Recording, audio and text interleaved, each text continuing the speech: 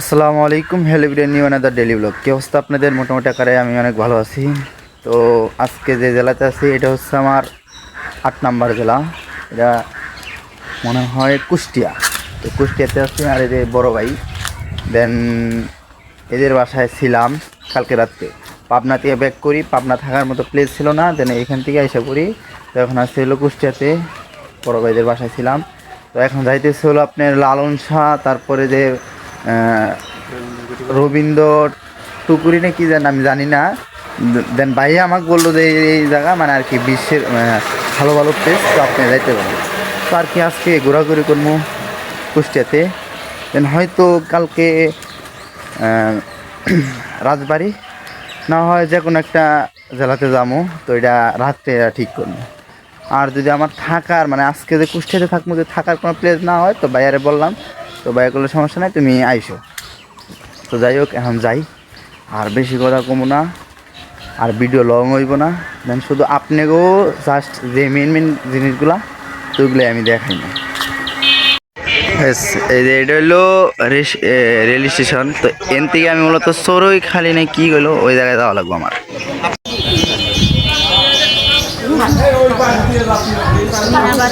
Interesting বিষয় হচ্ছে কি, এই জায়গা থেকে আমি টিকিট নিলাম, এটার দাম হলো 5 টাকা, মানে পার পিস 5 টাকা। তো আমি হলো জায়গার নাম জানি কী বললো, চড়ুইখালি। ওই চড়ুইখালিতে যাই না, বুঝতে পারছি। আর ট্রেন যে কটার সময় আসবে ওটা আমি সঠিক জানি না, ট্রেন আসে। তো যে ট্রেনেতে আসছি, যাইতেছে হলো চড়ুইখোল থেকে যাবো হইলো, মানে চড়ুইখোল থেকে যাবো আমি মূলত পুটিয়াখালী না কি জানি একটা জায়গার নাম আছে না,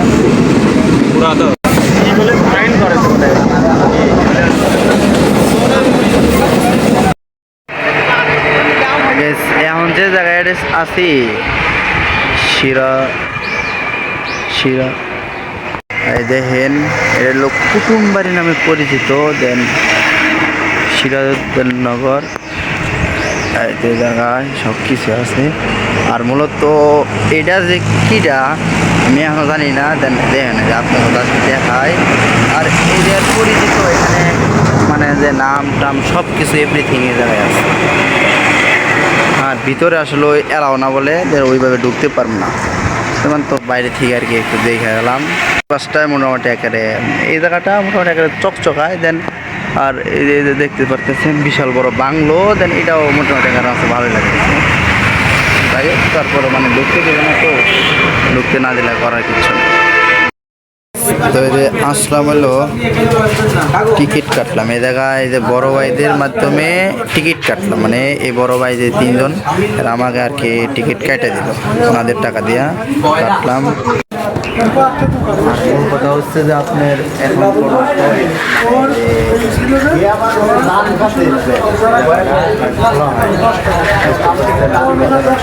বাড়িটা আছে এ জায়গায় এখন কোনো খোলা হয় না, মানে প্রায় আধা ঘন্টা 11টা খুলবো যে সময় সমাপ্ত। যে জায়গায় আছে এটা হলো মূলত আপনার রবীন্দ্রনাথ ঠাকুরের যে বাড়ি, আর এর মূল গেট, বুঝতে পারছেন, এটা প্রবেশ পথের মূল গেট। আর এখানে কাউন্টার আছে সবখানে। তখন আমাকে টিকিট কাটা হয়ে গেছে, দেখায় আপনাকেও জাস্ট দেখেন এই জায়গার মোটামুটি জায়গার পরিবেশ ভালোই চকচকা।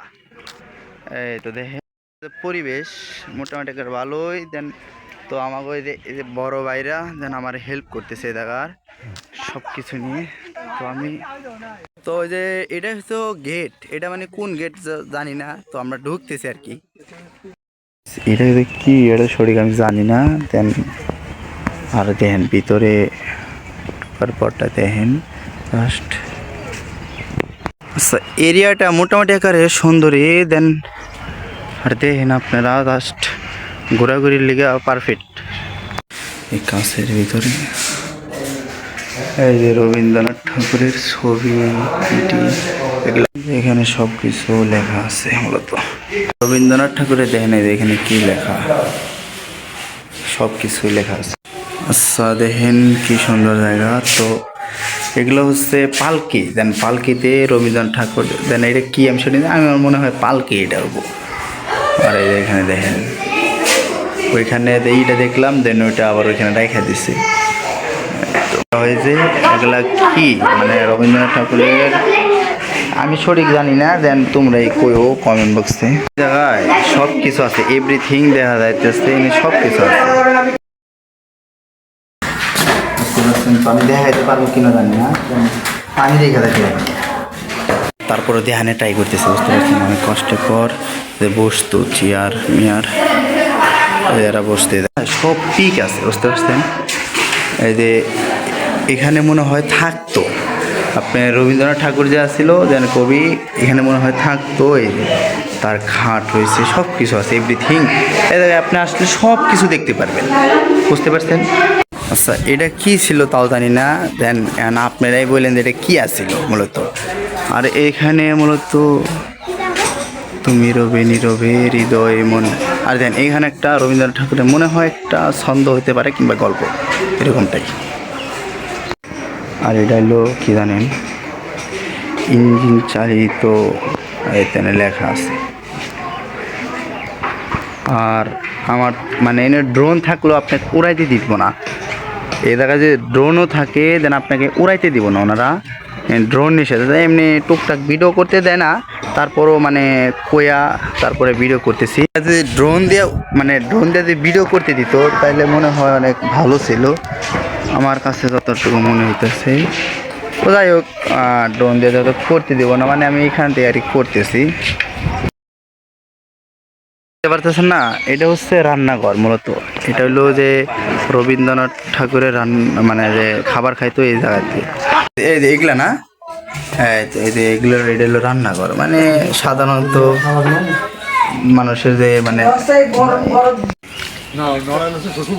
আচ্ছা গাইস, এই জায়গায় সব কিছু লেখা আছে, বুঝছেন কি। ভারতের মহান্য রাষ্ট্রপতি জনাব প্রণব মুখার্জি, এই জায়গায় লেখা আছে, বুঝতে পারছেন। আর এটা হচ্ছে পুকুর, এটা হলো জাস্ট পুকুর। এ জায়গায় ওরকম কিছু না, মনে হয় মাছ টাছ আছে। এই যে এটার আশপাশে সব, হ্যাঁ আশপাশে আর কি পুকুর, এতটুকুই। এর বিনিময়ে এই জায়গায় মূলত গান আর কি, গান টান হয়। তো সুন্দর একটা প্লেস পুকুরের পাশে। আর মূলত গায়ক হয়তো আপনি না আঙ্কেল, গায়ক আপনি, আচ্ছা এই জন্য হলো গায়ক। যাই হোক সামনের দিকে যাই।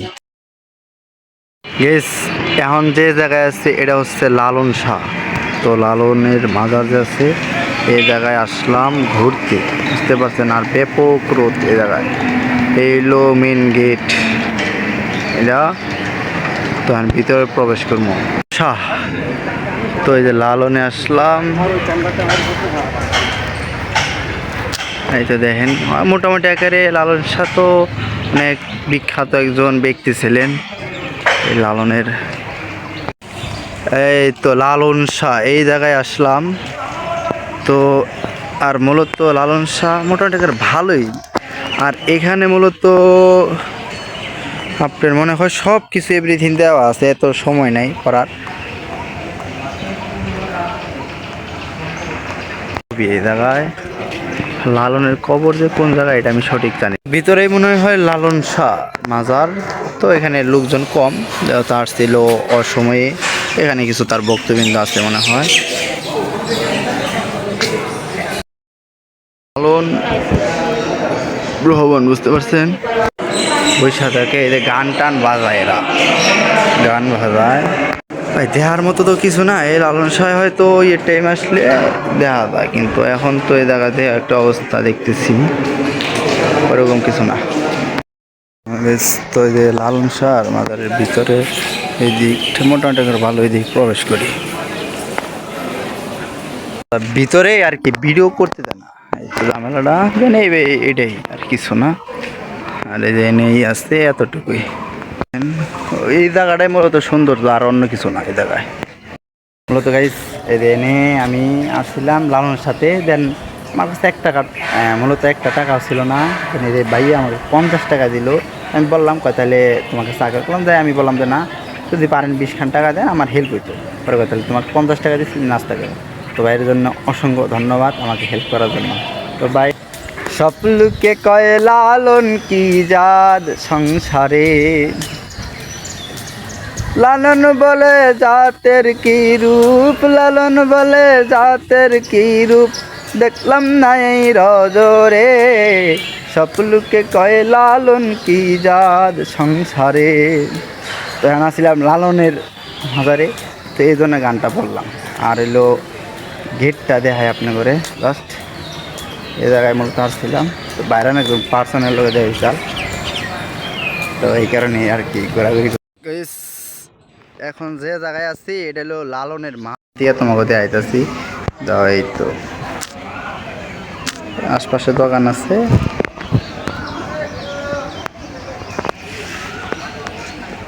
লোকজন বসে রয়েছে, এতটুকু অনেক কিছু নেই জায়গায়।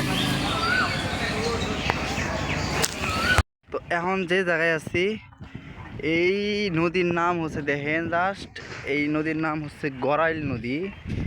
তো এখানে আসলাম ঘুরতে, কত সুন্দর একটা প্লেস। তো আমি তো দেখতেছি না প্লেস, এটা কোনো ধরনের তো আমি কোনো প্লেস দেখতেছি না, জাস্ট পানি আছে ওই সাইড দিয়ে আর কিচ্ছু না, বুঝতে পারছেন। আর যে তাপ বুঝছেন, অনেক তাপ এই জায়গায়, যে তাপ রোদ দেখেন, এই যে বালুগুলা মানে ব্যাপক পরিমাণের তাপ এই জায়গায়।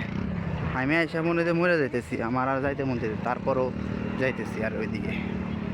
তো বিনা টাকায় যে ট্যুর করতেছি এই জায়গায়, তো বিনা টাকায় ঢুকছি, তার এই জায়গাটা দেখেন জাস্ট। আর কি কম ভাই, এদের মানুষের যে কষ্ট বাবা আমি অনুভব করতে পারলাম। যে জায়গায় আছি এটা হচ্ছে কুষ্টিয়া হচ্ছে পৌরসভা, এটা হচ্ছে পৌরসভা, বুঝতে পারছেন। তো পৌরসভার ভিতরে আর কি প্রবেশ করতেছি। তো পৌরসভায় কি আছে দেখি আমি, আল্লাহ আমাকে আসতে বললো যে পৌরসভায় ঘুরে দাও, তো যাই দেখি কি অবস্থা।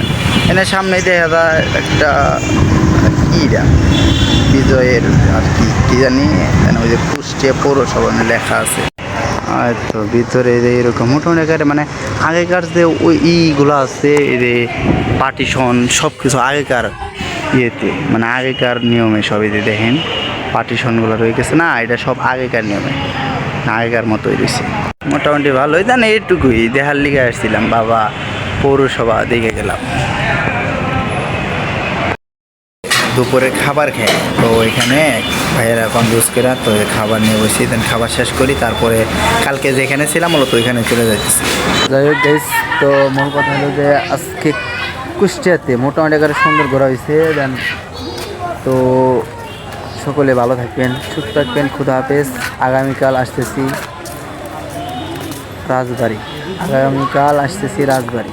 তো রাজবাড়ি যদি কেউ থাকেন প্লিজ ভিডিওতে কমেন্ট করে জানাই। বাই।